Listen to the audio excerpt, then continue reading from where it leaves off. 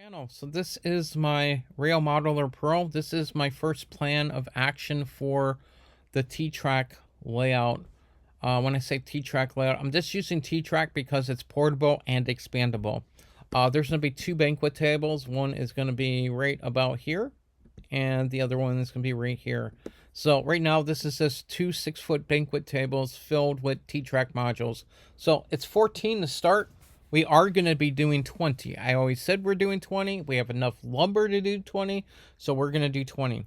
I have redesigned some of these modules slightly recently, including this one here. This used to be two doubles. It's now a triple. The reason I went with a triple here is it's going to be easier to wire this for DCC. You can see we have a lot of feeders here. I've also changed the track. Instead of going straight here, it bumps up. So I know the traditional T-trak person is going to be very upset to see that I changed a module. But you know what? It's my layout, so it doesn't matter. I'm only using T-trak because it's portable and expandable. So this one here is what I'm calling a triple switch. The entire backdrop and all of these modules, every module I have, except for obviously the standard corners and the end cap, every module will have a backdrop to create depth. You know, T-trak's very similar to a shelf style layout, and a shelf style layout would use the backdrop to create depth. So we are going to be using the backdrop all along here to access, you know, the railroad. We're going to have backdrop relief buildings. We're going to have buildings popping off and being partial backdrop buildings. And these are really going to be right here. That's going to be our paper mill. I have 2 paper mills within 10 minutes of my home. And there's 40 within 3-hour radius. Yes, 40 paper mills. That's a lot. So we definitely are going to represent the paper mill because we are doing logging. We also have the sawmill, furniture building, printing, and a siding company. That's a lot of stuff related to logging.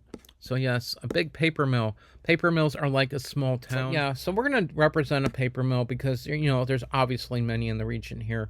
So to do so, because a paper mill is such a large complex, it's only going to be backdrop buildings, and we're only going to focus on the aspects of the paper mill that interact with the railroad.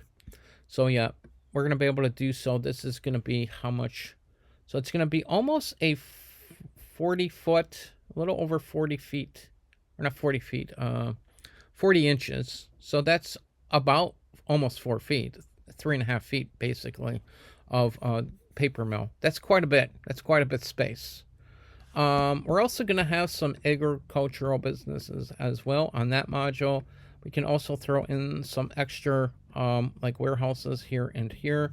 I do plan to put a small passenger depot and some small commercial entities over here just because we have so many workers in the area. Okay, this is going to be our harbor. Again, we're going to use the backdrops to make it create depth so it looks like the harbor is a lot bigger than it really is, but we're going to have 2 large docking bays here. This is enough to showcase a easily a 500 or 600 foot freighter. And at the era that we're modeling after, that is actually a large vessel. You know, they didn't have 900 or 1,000 foot Great Lake freighters back then, but they do now. But yeah, we could definitely fit a decent size one. I think that one I was showing you that I printed like on my printer and I had it printed in pieces is only like 11 inches. So you can see that we could actually do one that is close to 20 inches. So we could do one that's twice as big as the one I showed you. Yeah, so it's pretty awesome. It depends on what kind of commodities we are going to have them filling up here. I'm also going to put in a lighthouse as well. I was thinking of putting in maybe a nurse spur line here because you can see we do have, we got space here. So I could put maybe a single wide module here and throw a nurse spur line into that harbor. This here is going to be our sawmill. Sorry, this is going to be a suburban scene here. It's going to have a waterway, but it's going to also have houses and a couple little commercial buildings. This is going to be our full urban landscape here. You know, buildings on top of each other. Obviously, we're going to have, like, you know, shopping districts, hotels, restaurants, you know, not skyscrapers, but tall buildings in the 8 to 10 story realm. Then we're gonna have some manufacturing as well, probably about this much of it over in this area. So we'll have that urban manufacturing. This will be a suburban scene here. This will be our sand and gravel operation there. This will have a factory and sort of a mount. It'll have mountains back here, factory, and then we'll have a small town right here. This will be our mining module. We made it into a triple wide, so we can put in several mining buildings, hopefully. I see a piece of track is missing. I'll have to get that back.